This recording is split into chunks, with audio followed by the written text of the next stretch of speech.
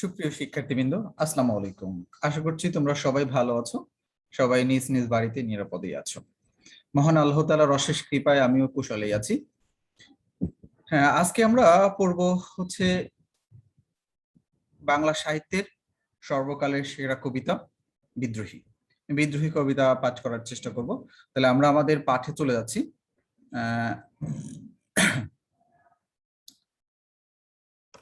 আমরা গত ক্লাসে কাজী নজরুল ইসলাম সম্পর্কে কিছু জেনেছিলাম।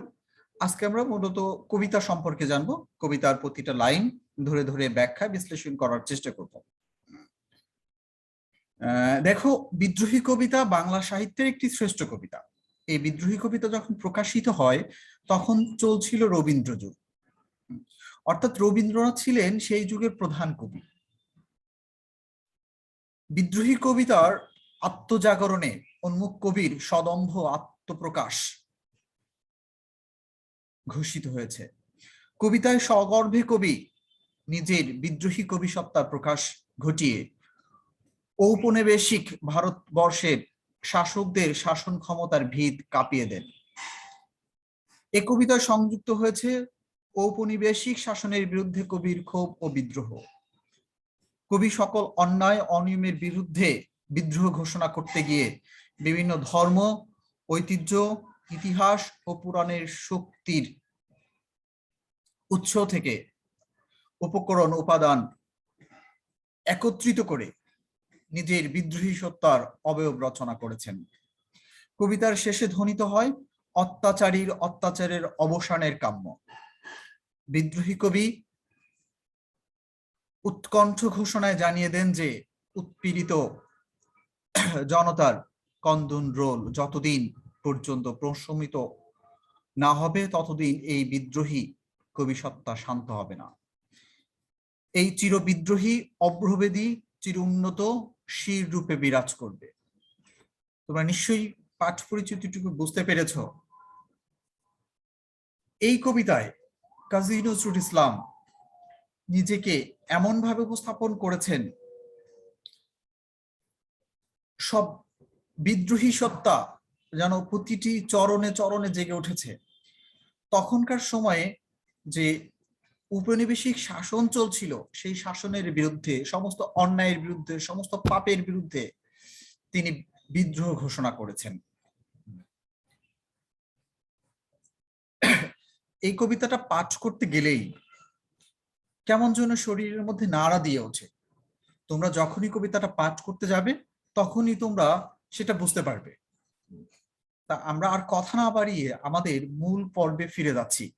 আজকের আমাদের মূল পর্ব হচ্ছে কবিতাটা পাঠ করা এবং কবিতার প্রতিটা লাইনের প্রতিটা শব্দ ধরে ধরে ব্যাখ্যা করা। আশা করি তোমরা উপকৃত হবে। তাহলে আমরা চলে যাচ্ছি আমাদের মূল পাঠে।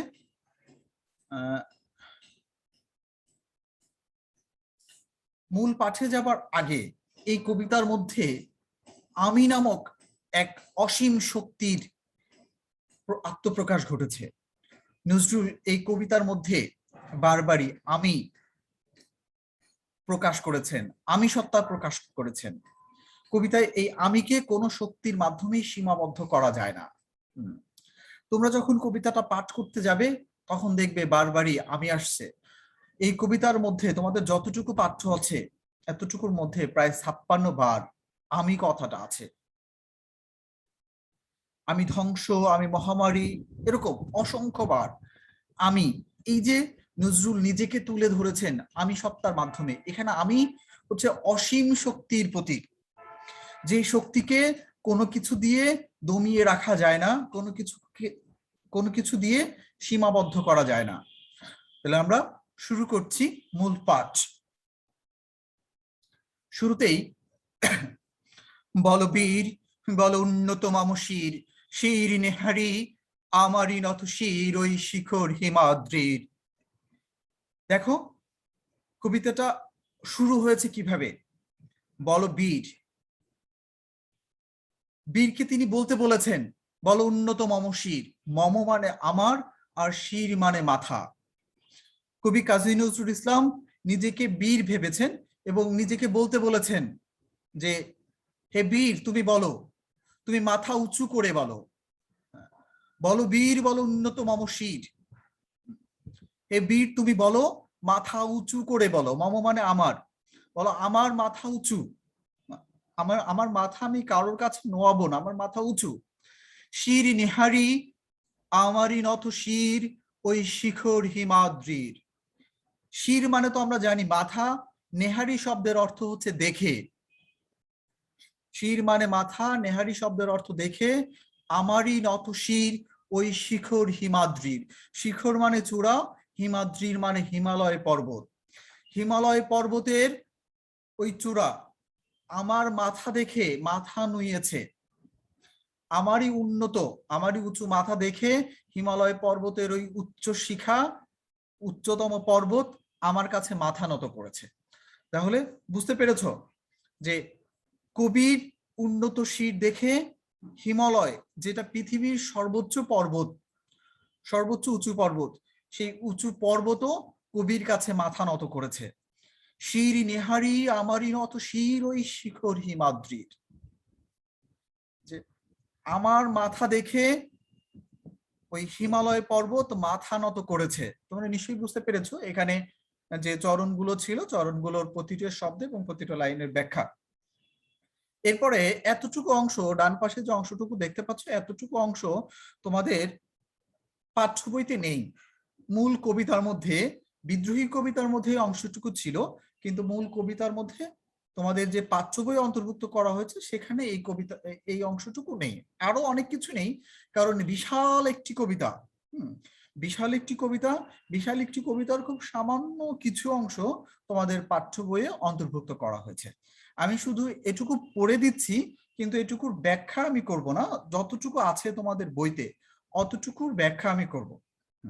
বল বীর, বল মহাবিশ্বের মহাকাশ ফাড়ি, চন্দ্র সূর্য গ্রহ তারা ছাড়ি, ভূলোক দুলোক গোলোক ভেদিয়া, ক্ষুধার আসন আরশ ছেদিয়া, উঠিয়াছি চির বিস্ময় আমি বিশ্ববিধাত্রীর।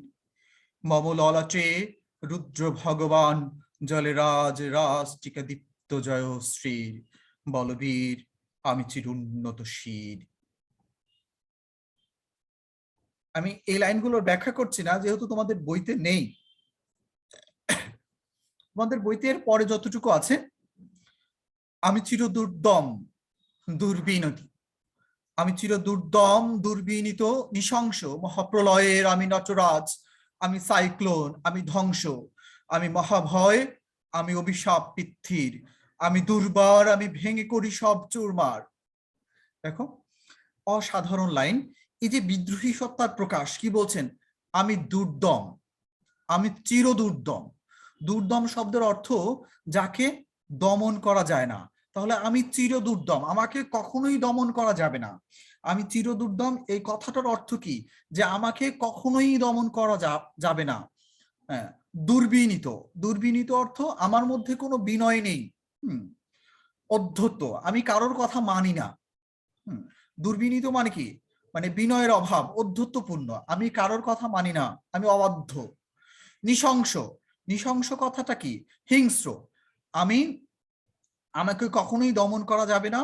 হ্যাঁ, আমি অবাধ্য, আমি হিংস্র। মহাপ্রলয়ের আমি নটরাজ। মহাপ্রলয় অর্থাৎ আমরা যদি কোরআনের দিকে যাই তাহলে মহাপ্রলয় অর্থ কিয়ামত, আর আমরা যদি হিন্দু পুরাণের দিকে যাই তাহলে মহাপ্রলয় হচ্ছে পৃথিবী ধ্বংস, পৃথিবী ধ্বংসের সময়। আমি নটরাজ, নটরাজ হচ্ছে শিবের অন্য একটি নাম। মহাদেব শিব, যারা হিন্দু ধর্মের আছো বা হিন্দু পুরাণ সম্পর্কে যারা জানো তারা জানো যে নটরাজ হচ্ছে মহাদেব শিবের অন্য একটি নাম। নটরাজ হচ্ছে এই মহাদেব শিব যখন তাণ্ডব নৃত্যে, তাণ্ডব নৃত্য করবেন, তখন তাকে নটরাজ বলা হবে। আর যখন তিনি তাণ্ডব নৃত্য অবতীর্ণ হবেন তখন তার যে চুলের জটা, তার চুলের জটা হচ্ছে ধোঁয়ার মতো শুধু উড়বে। আর সেই নৃত্যের মাধ্যমেই মহাপ্রলয় সংঘটিত হবে। তাহলে মহাপ্রলয়ের আমি নটরাজ, অর্থাৎ কবি বলতে চাচ্ছেন তিনি মহাপ্রলয়ের নটরাজ, অর্থাৎ দেবতাদের রাজা মহাদেব শিব, তিনি এই মহাপ্রলয় পৃথিবী ধ্বংস ডেকে আনবেন। এরপরে এইটাকে আরেকটু বাড়িয়ে বলার জন্য, হাইলাইট করার জন্য তিনি কি বলছেন, আমি সাইক্লোন, আমি ধ্বংস। তোমরা সাইক্লোন এবং ধ্বংস এটা নিশ্চয়ই বুঝতে পেরেছো। আমি মহাভয়, আমি অভিশাপ পৃথ্বীর। পৃথ্বীর শব্দের অর্থ হচ্ছে পৃথিবীর। এই পৃথিবীর অভিশাপ হিসাবে তিনি অবতীর্ণ হয়েছেন, তিনি পৃথিবীর অভিশাপ। আমি দুর্বার, দুর্বার শব্দের অর্থ হচ্ছে অবাধ্য। আমি এই পৃথিবীর অভিশাপ, আমি এই পৃথিবীর মহাভয়, আমি এই পৃথিবীর অবাধ্য, আমি ভেঙে করি সব চুরমার। তিনি ভেঙে সবকিছু চুরমার করে ফেলতেছেন, সবকিছু ধ্বংস করার মতো তিনি উপস্থিত হয়েছেন। তাহলে দেখো নিজেকে কি বিদ্রোহী সত্তায় অবতীর্ণ করেছেন। প্রতিটা লাইনের প্রতিটা শব্দে তিনি বিদ্রোহ প্রকাশ করেছেন। কাদের বিরুদ্ধে বিদ্রোহ প্রকাশ করেছেন? ঔপনিবেশিক শাসনের বিরুদ্ধে, যারা অন্যায় করছে, যারা অত্যাচার করছে, যারা শাসনের নামে শোষণ করছে, যারা পাপ করছে, সেই পাপের বিরুদ্ধে, অন্যায়ের বিরুদ্ধে, শোষণের বিরুদ্ধে তিনি বিদ্রোহ প্রকাশ করেছেন। তোমরা নিশ্চয়ই বুঝতে পারছো কবি কি বোঝাতে চেয়েছেন। আমরা আরেকটু সামনের দিকে এগিয়ে যাচ্ছি। বলেছেন, আমি অনিয়ম উশৃঙ্খল, আমি দলে যাই যত বন্ধন, যত নিয়ম কানুন শৃঙ্খল। যে তার মধ্যে কোনো নিয়ম নেই, তিনি উশৃঙ্খল। আমি অনিয়ম, অর্থাৎ আমার মধ্যে কোনো নিয়ম নেই, আমি উশৃঙ্খল।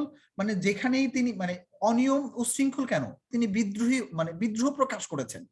হ্যাঁ, আমি অনিয়ম উশৃঙ্খল, আমি দলে যাই যত বন্ধন, যত নিয়ম কানুন শৃঙ্খল। দলে যাওয়া মানে পা দিয়ে মারিয়ে যাওয়া, পা দিয়ে পিষে মারিয়ে যাওয়া। তিনি বলছেন এই পৃথিবীতে যত নিয়ম আছে, যত আইন আছে, যত বন্ধন আছে, যত রিলেশনশিপ আছে, যত শৃঙ্খল আছে, সবকিছু তিনি পা দিয়ে মারিয়ে যান, পা দিয়ে পিষে যান। অর্থাৎ তিনি কোনো কিছুর তোয়াক্কা করেন না, কোনো কিছুর পরোয়া করেন না। মানে কত বিদ্রোহ থাকলে এরকম কথা বলা যায় যে আমি কাউকে মানি না, হ্যাঁ, আমি দলে যাই যত বন্ধন, যত নিয়ম কানুন শৃঙ্খল। তোমরা নিশ্চয়ই বুঝতে পারছো যে আসলে কবি কি বোঝাতে চেয়েছেন। আমরা আরো সামনের দিকে এগিয়ে যাচ্ছি। আমি মানি না কোনো আইন, আমি ভরা তরি করি ভরা ডুবি, আমি টর্পেডো, আমি ভীম ভাসমান মাইন। তোমরা দেখতেই পাচ্ছ যে তিনি বলছেন যে তিনি কোনো আইন মানেন না, তিনি ভরা তরি। তরি মানে তো তোমরা নিশ্চয়ই বুঝো যে নৌকা বা জাহাজ, নৌকা। আমি ভরা তরি করি ভরা ডুবি, ভরা তরি তিনি ডুবিয়ে দেন। আমি টর্পেডো, আমি ভীম ভাসমান মাইন। এই যে টর্পেডো, টর্পেডো হচ্ছে এক ধরনের অস্ত্র যেটা সাবমেরিন বা ডুবোজাহাজ থেকে নিক্ষেপ করা হয়। তাহলে টর্পেডো কি? টর্পেডো হচ্ছে এক ধরনের অস্ত্র যেটা ডুবোজাহাজ থেকে নিক্ষেপ করা হয়। তোমরা এই যে উপরে ডান পাশে একটা ছবি দেখতে পাচ্ছ, এটা হচ্ছে ডুবোজাহাজ বা সাবমেরিন। এই ডুবোজাহাজ থেকে যে অস্ত্রটা নিক্ষেপ করা হচ্ছে সেটাকেই বলা হচ্ছে টর্পেডো। এই যে এখানে যে অস্ত্রটা তোমরা দেখতে পাচ্ছ যে ছুটে চলে যাচ্ছে, এটাই হচ্ছে টর্পেডো। টর্পেডো হচ্ছে ডুবোজাহাজ থেকে নিক্ষেপযোগ্য এক ধরনের অস্ত্র। তিনি কি বলেছেন যে আমি টর্পেডো, অর্থাৎ ডুবোজাহাজ থেকে আমাকে নিক্ষেপ করা যাবে, আমি টর্পেডো। হ্যাঁ, আমি ভীম ভাসমান মাইন। ভীম শব্দের দুটি অর্থ রয়েছে। ভীম শব্দের অর্থ বিশাল বা প্রচন্ড, ভীম শব্দের অর্থ বিশাল বা প্রচন্ড। আরেকটি ভীম হচ্ছে একটি পৌরাণিক চরিত্র। তোমরা যারা মহাভারত সম্পর্কে জানো, মহাভারতের যে পঞ্চম পাণ্ডব ছিল, অর্থাৎ যে কুন্তির যে পাণ্ডবদের 5 সন্তান ছিল, সেই 5 সন্তানের দ্বিতীয় সন্তান, দ্বিতীয় পঞ্চপাণ্ডব দ্বিতীয় জনকেই বলা হয় হচ্ছে ভীম। দ্বিতীয় জনকে, অর্থাৎ পঞ্চপাণ্ডবের মধ্যে দ্বিতীয় সন্তান যিনি, দ্বিতীয় পাণ্ডব যিনি, তাকে বলা হচ্ছে ভীম। তিনি ছিলেন অসম্ভব শক্তির অধিকারী। তিনি সবকিছু ধ্বংস করে দিতে পারতেন। তোমরা দেখতে পাচ্ছ এইখানে একটি কাল্পনিক চরিত্র নিয়ে আসা হয়েছে, আর তার হাতে যেটা আছে এটা হচ্ছে গদা। এই ভীম এই গদার সাহায্যে সবকিছু ধ্বংস করতে পারতেন, তিনি ছিলেন অসীম শক্তির অধিকারী। তাহলে তিনি কি বলছেন যে আমি ভীম ভাসমান মাইন। ভাসমান মাইন কি? আমরা তো মাইন শব্দটা জানি এক ধরনের অস্ত্র। মাইন হচ্ছে এক ধরনের অস্ত্র যেটা সবকিছু ধ্বংস করে দিতে পারে। তোমরা স্থলমাইনের কথা শুনেছো, যে যেটা মাটিতে পুঁতে রাখা হয়, ওইখানে কোনো কিছু ভারী জিনিস পড়লে বা কারো পা পড়লেই ওটা বিস্ফোরণ হয়ে যায়। আর জলজ মাইন বা ভাসমান মাইন অর্থাৎ জলের মধ্যে যে মাইন কাজ করে। তোমরা যদি আমাদের মুক্তিযুদ্ধের কথার দিকে চিন্তা করো, তোমরা অপারেশন জ্যাকপটের নাম শুনেছো নিশ্চয়ই। অপারেশন জ্যাকপট, অপারেশন জ্যাকপটে এই যে আমাদের যোদ্ধারা যে অস্ত্রের সাহায্য নিয়েছিলেন সেটা হচ্ছে এই যে ভাসমান মাইন। তারা একযোগে চট্টগ্রাম, মংলা এইসব বন্দরে যত জাহাজ ছিল তারা সবগুলো একবারে উড়িয়ে দিয়েছিলেন। এই যে মাইন বিস্ফোরণের মাধ্যমে, অপারেশন জ্যাকপটের মাধ্যমে পাকিস্তানি হানাদার বাহিনী কিন্তু একদম কাত হয়ে পড়ে অনেকটাই।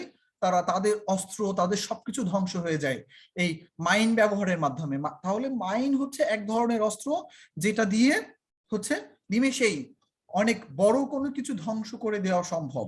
তাহলে কবি কাজী নজরুল ইসলাম কি বলেছেন, যে আমি টর্পেডো, আমি ভীম ভাসমান মাইন। যে মাইনটা জলেও কাজ করবে সেটা হচ্ছে ভাসমান মাইন এবং বিশাল আকার মাইন। অথবা তিনি বলছেন যে তিনি ভীমের মতো শক্তিশালী, তিনি ভীমের মতো শক্তিশালী এবং তার গদার মতো মাইন স্বরূপ।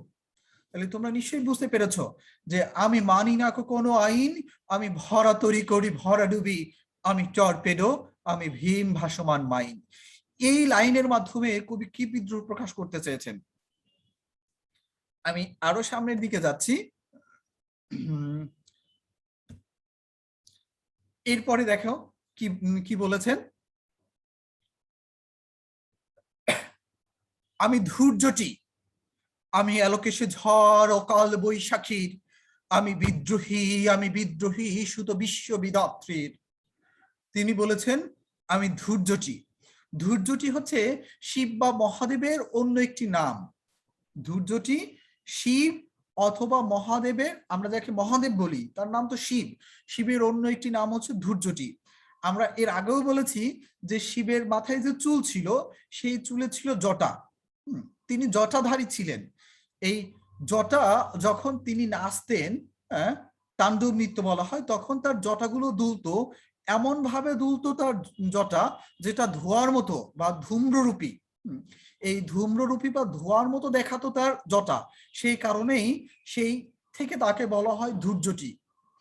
এই যে তোমরা এখানে একটা ছবি দেখতে পাচ্ছ, একটা চিত্র আমি এনে রেখেছি, তোমরা দেখো এইখানে শিবের চুল বা জটাগুলো কিভাবে উঠছে, একদম ধোঁয়ার মতো দেখাচ্ছে।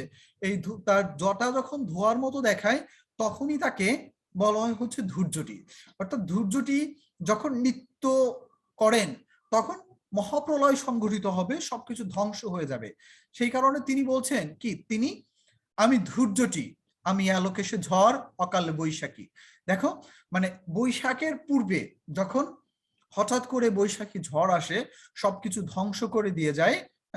অর্থাৎ এই যে যার চুল এলানো বা যার চুল বা কেশ এলানো তাকে বলা হয় অ্যালোকেশে। মানে বাতাসে বা ঝড়ে যেমন চুল উঠতে থাকে বা সবকিছু ধ্বংস করে দেয়, সেইটার সঙ্গে তুলনা করে এখানে বলা হচ্ছে আমি অ্যালোকেশে ঝড় অকাল বৈশাখীর। এর পরবর্তী লাইনে বলা হচ্ছে আমি বিদ্রোহী সুত বিশ্ববিধাত্রী।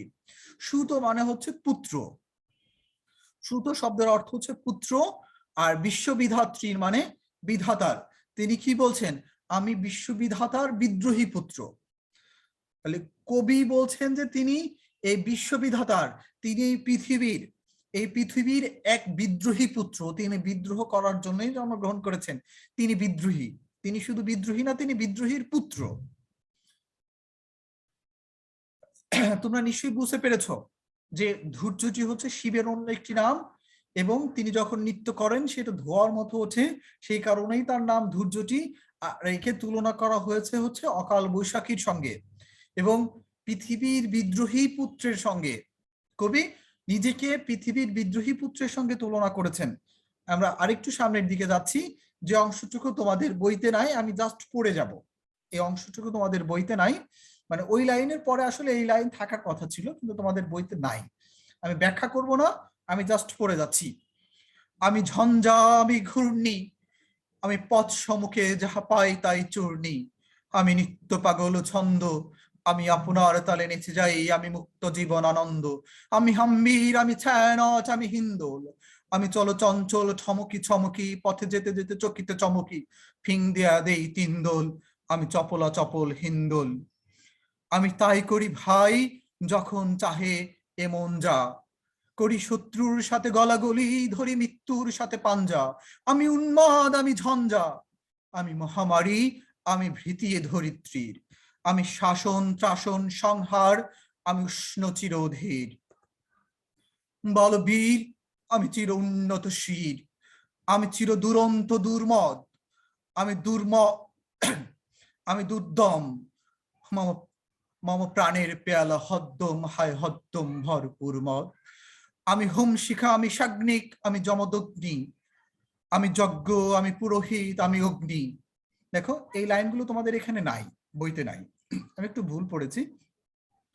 আমি হোম শিখা, আমি সাগ্নিক, যমদগ্নি, আমি যজ্ঞ, আমি পুরোহিত, আমি অগ্নি। সেই কারণে আমি ব্যাখ্যা করতে চাচ্ছি না, জাস্ট পড়ে দিলাম। এর পরবর্তীতে যতটুকু আছে দেখো তোমাদের এখানে, বলবীর চির উন্নত মমশির, এই লাইনের ব্যাখ্যা আমি এর আগেও করেছি, যে মাথা উঁচু করে বলো। আমি সৃষ্টি, আমি ধ্বংস, আমি লোকালয়, আমি শ্মশান, আমি অবসান, আমি নিশাবসান। এখানে দুইটা ক্যাটাগরি উপস্থাপন করেছেন কবি। প্রথমে তিনি বলেছেন তিনি সৃষ্টি, সৃষ্টি মানে সুন্দর কোনো কিছু তৈরি করা। তিনি কোনো কিছু সৃষ্টি করেন, সৃষ্টি হচ্ছে সৌন্দর্যের প্রতীক, সৃষ্টি সৌন্দর্যের প্রতীক, সৃষ্টি পজিটিভ থিঙ্ক, সৃষ্টি ভালো বিষয়, ভালো জিনিস তিনি সৃষ্টি। তিনি বলেছেন তিনি স্রষ্টা, তিনি সৃষ্টি করেন। এরপরে তিনি এর বিপরীত কথাও বলেছেন, আমি ধ্বংস। দেখো এখানে আমরা একটা ধ্বংসের ছবি, অর্থাৎ আগুনে সবকিছু পুড়ে যাচ্ছে, আগুনে সবকিছু পুড়ে যাচ্ছে, অথবা এটা একটা শ্মশানের চিত্র হতে পারে, যে আমি লোকালয়, লোকালয় অর্থ যেখানে মানুষ আছে, যেখানে প্রাণ আছে, হ্যাঁ, যেখানে হৃদয় আছে, যেখানে কোমল অনুভূতি আছে। তো এই যে আমি লোকালয়, লোকালয় কথার মাধ্যমে তিনি কোমল বা ভালোবাসার চিত্র উপস্থাপন করতে চেয়েছেন, যে আমি লোকালয়, লোকালয় তোমরা নিশ্চয়ই বুঝতে পেরেছো, যেখানে মানুষের বসবাস, যেখানে মানুষজন বসবাস করে, যেখানে প্রাণ আছে, প্রাণীর স্পন্দন আছে, সেটাকে তিনি বলছেন আমি লোকালয়। এর বিপরীতে তিনি আবার কি বলছেন, আমি শ্মশান। শ্মশান তোমরা নিশ্চয়ই চেনো, যেখানে প্রাণের কোনো স্পন্দন নেই, হ্যাঁ, যেখানে সবকিছু পুড়ে ধ্বংস হয়ে যায়, হ্যাঁ, যেটা হচ্ছে শেষ। লোকালয় হচ্ছে যেটা অবস্থান আছে, মানে যেটা আছে যার মধ্যে প্রাণ আছে, সজীবতা আছে, কোমলতা আছে। আর শ্মশান যেখানে কোনো সজীবতা নেই, কোনো কোমলতা নেই, কোনো প্রাণ নেই। তাহলে একই সাথে দুইটা ক্যাটাগরি তিনি উপস্থাপন করেছেন। এরপরে তিনি কি বলেছেন, আমি অবসান। অবসান মানে তোমরা নিশ্চয়ই বুঝতে পারছো, সবকিছু শেষ, সবকিছু ধ্বংস, পরিসমাপ্তি। এরপরে তিনি আবার বলেছেন আমি নিশা অবসান। এই যে নিশাবসান, নিশা শব্দের অর্থ হচ্ছে রাত, আর অবসান শব্দের অর্থ হচ্ছে শেষ, অর্থাৎ রাতের শেষ। তিনি প্রথমে বললেন আমি অবসান, অর্থাৎ সব সমাপ্ত, সবকিছু শেষ। পরবর্তীতে তিনি আবার বলেছেন নিশাবসান মানে রাতের সমাপ্তি, আমি রাতের সমাপ্তি। রাতের সমাপ্তি মানে কি, ভোর, নতুন ভোর, নতুন সকাল, নতুন আশা, নতুন স্বপ্ন, নতুন জাগরণ, নতুন ভালোবাসা, নতুন উদ্যম, নতুন প্রাণ, নতুন সজীবতা। এই যে সব নতুন কোমলতা, সব নতুন আশা, নতুন ভরসা, তিনি সবকিছু নতুন ভাবে সৃষ্টি করার জন্যই তিনি বলেছেন আমি নিশা বসান। অর্থাৎ নিশার শেষ করে নতুন সূর্যের উদয় হবে, নতুন সকাল, নতুন আশা, নতুন স্বপ্ন। এই যে নিশাবসান শব্দের অর্থ তোমরা নিশ্চয়ই বুঝতে পেরেছো কবিতার মধ্যে। আমরা আরো সামনের দিকে এগিয়ে যাচ্ছি আর একটু। দেখো, আমি ইন্দ্রাণী সুত, হাতে চাঁদ ভালে সূর্য, মম এক হাতে বাঁকা বাঁশের বাঁশুরি, আর হাতের অনতুর্য। অসাধারণ লাইন, অসাধারণ, অমায়িক, অনিন্দ সুন্দর লাইন এটা। বলছে আমি ইন্দ্রাণী সুত, ইন্দ্রাণী হচ্ছে দেবতা, ইন্দ্রের স্ত্রী, দেবতা ইন্দ্রের স্ত্রীকে বলা হয় ইন্দ্রাণী, যার আসল নাম ছিল শচী, যিনি দৈত্য পুলমার কন্যা। তোমরা যদি বেদ বা এই রামায়ণ সম্পর্কে জানো তাহলে কিছু ধারণা থাকলে এগুলো তোমরা জানবে। তাহলে ইন্দ্রাণীকে, ইন্দ্রাণী হচ্ছে একটি পৌরাণিক চরিত্র যিনি পুলমার কন্যা, যার নাম ছিল শচী, যে বিবাহ বন্ধনে ইন্দ্রের সঙ্গে আবদ্ধ হয়, তারপর থেকে তাকে ইন্দ্রাণী বলা হয়। তাহলে ইন্দ্রাণী হচ্ছে ইন্দ্রের স্ত্রী। আর এই সুত, সুত অর্থ পুত্র, তার মানে ইন্দ্রাণীর অর্থাৎ ইন্দ্রের পুত্র বা ইন্দ্রাণীর পুত্র। ইন্দ্রাণীর পুত্রের নাম ছিল জয়ন্ত। তিনি তার বাবার মতোই অসীম শক্তির অধিকারী ছিলেন। সেই কারণে তিনি একদিকে অসীম শক্তির অধিকারী ছিলেন, অন্যদিকে ছিলেন কোমল হৃদয়ের অধিকারী। সেই কারণে কবি নজরুল তিনি সেই জয়ন্তকে নিয়ে এসেছেন তার কবিতার মধ্যে। তিনি বলেছেন, আমি ইন্দ্রাণী সুত, হাতে চাঁদ ভালি সূর্য। তার এক হাতে চাঁদ, চাঁদ হচ্ছে সৌন্দর্যের প্রতীক, ভালোবাসার প্রতীক, মমতার প্রতীক, স্নিগ্ধতার প্রতীক চাঁদ। আমরা নিশ্চয়ই কাউকে সৌন্দর্য হিসেবে তুলনা করতে গেলে চাঁদের সাথে তুলনা করি। চাঁদ হচ্ছে সৌন্দর্যের প্রতীক, মানে সব সৌন্দর্যের ঊর্ধ্বে হচ্ছে চাঁদ, ভালোবাসার প্রতীক। আবার কি বলছেন, ভালে সূর্য, ভালে শব্দের অর্থ কপালে, কপালে সূর্য, অর্থাৎ তার কপালে সূর্য রয়েছে। সূর্য হচ্ছে সকল শক্তির উৎস। সূর্য কি? সূর্য হচ্ছে সকল শক্তির উৎস। একদিকে যেমন তার, তিনি কমলতার অধিকারী, তিনি কমল হৃদয়ের অধিকারী, শান্ত স্নিগ্ধ মমতার অধিকারী। অন্যদিকে তিনি রুদ্র, ক্ষুদ্র, তিনি অসীম ক্ষমতার অধিকারী, তিনি সবকিছু ধ্বংস করে দিতে পারেন। তার কপালে সূর্য জল জল করছে। এর পরবর্তীতে সব থেকে বিখ্যাত এবং অসাধারণ অনিন্দ যে লাইন, সে লাইনটা হচ্ছে এটি, মম এক হাতে বাঁকা বাঁশের বাঁশুরি, আর হাতে রণতুর্য। দেখো, আমরা বাঁশুরি সম্বলিত, এই যে এখানে কৃষ্ণ বা রাধার একটা কাল্পনিক চরিত্র নিয়ে আসা হয়েছে, যার এক হাতে রয়েছে বাঁশি। বাঁশি কি? প্রেমের, স্নিগ্ধতার, কমলতার প্রতীক। এখানে প্রেমের প্রতীক, ভালোবাসার প্রতীক। তিনি ভালোবাসার কবি, তার এক হাতে রয়েছে বাঁশি, স্নিগ্ধ কমলতা, অর্থাৎ তিনি ভালোবাসতে জানেন, তিনি সবাইকে ভালোবাসতে চান, ভালোবাসার কবি তিনি। কি বলেছেন? আর হাতে রণতুর্য। রণতুর্য হচ্ছে যুদ্ধের বাদ্যযন্ত্র। দেখো, তোমরা যদি কেউ মাগধীরা মুভিটা দেখে থাকো, আমি মাগধীরা মুভি থেকে এই চিত্রটা অনেক খুঁজে খুঁজে করে করে নিয়ে এসেছি এখানে তোমাদের বোঝানোর জন্য। এই যে এইরকম, হ্যাঁ, নাকারা, নাকারা বাজিয়ে বা যুদ্ধের ঘোষণা করা হতো, এটা হচ্ছে যুদ্ধের বাদ্যযন্ত্র। এই যে যুদ্ধ শুরু হয়ে যাবে, অর্থাৎ নজরুলের এক হাতে রয়েছে কোমলতার প্রতীক, ভালোবাসার প্রতীক, আর অন্য হাতে রয়েছে অস্ত্র, বিদ্রোহ, সবকিছু ধ্বংস, সবকিছু তিনি অত্যাচারের ধ্বংস, অত্যাচারের বিরুদ্ধে তিনি বিদ্রোহ, অত্যাচারের বিরুদ্ধে তিনি অস্ত্র ধারণ করেছেন। আমরা আজান দিচ্ছি একটু, আচ্ছা, এরপরে আর যতটুকু আছে প্রায় শেষ পর্যায়ে, আমরা আজকের পাঠ শেষ করব, এতটুকু আবার দেখো নাই। আমি কৃষ্ণকণ্ঠ মন্থন বিষ পিয়া ব্যথা বাড়ি ধীর, আমি ব্যোমকেশ ধরি বন্ধন হারা গঙ্গোত্রীর, বলবীর চির উন্নত মমশির, আমি সন্ন্যাসী সুর সৈনিক, আমি যুবরাজ, আমি রাজবেশ ম্লান গৈরিক। এরপরে আমরা শেষ করব আজকের মতো। বলেছেন, আমি বেদুইন, আমি চেঙ্গিস, আমি আপনারে ছাড়া করি না কাহারে করনিস। তোমরা বেদুইন, অর্থাৎ এই যে যারা যাযাবর জাতি, একটা অঞ্চল থেকে আরেকটা অঞ্চলে চলে যান, যাযাবর যারা, তাদেরকে বেদুইন। কবি নিজেকে বেদুইন হিসাবে বলেছেন, তিনি বেদুইন, তিনি যাযাবর। তার কোনো আবাসস্থল নেই নিজের, তিনি সব জায়গায় আছেন, তিনি সব জায়গায় যেতে পারেন। এরপরে তিনি কি বলেছেন? আমি চেঙ্গিস। চেঙ্গিস একটি ঐতিহাসিক চরিত্র, এটা মঙ্গোলীয় একটি চরিত্র, একজন যোদ্ধা যিনি অন্যায়ের বিরুদ্ধে যুদ্ধ করেছিলেন, যিনি সবকিছু ধ্বংস করে দিতে পারতেন, অসম্ভব শক্তির অধিকারী, চেঙ্গিস খান নামে পরিচিত। খান না, চেঙ্গিস খান। এই চেঙ্গিস খান হচ্ছে মঙ্গোলীয় একজন যোদ্ধা, যিনি শুরুর দিকে অনেক গরিব ছিলেন। অসম্ভব সাহসিকতা, অসম্ভব রণকৌশলের কারণে তিনি পৃথিবী জয় করে ফেলেছিলেন।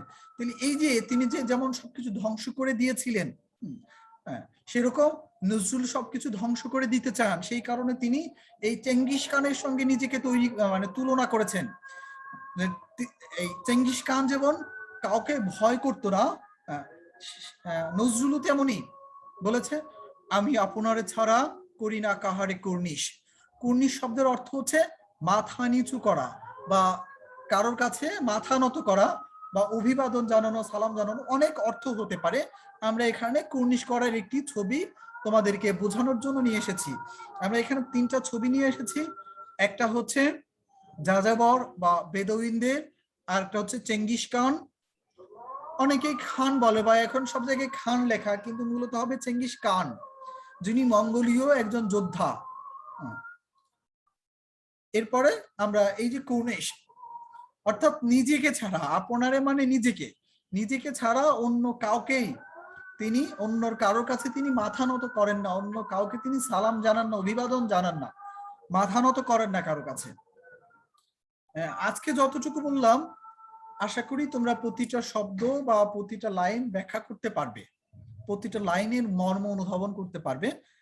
আজকে আর না, সবাই ভালো থেকো, সুস্থ থাকো। সবাইকে ধন্যবাদ জানিয়ে আজকের ক্লাস এখানেই শেষ করছি। সবাই ভালো থাকো, সুস্থ থাকো, আল্লাহ হাফেজ।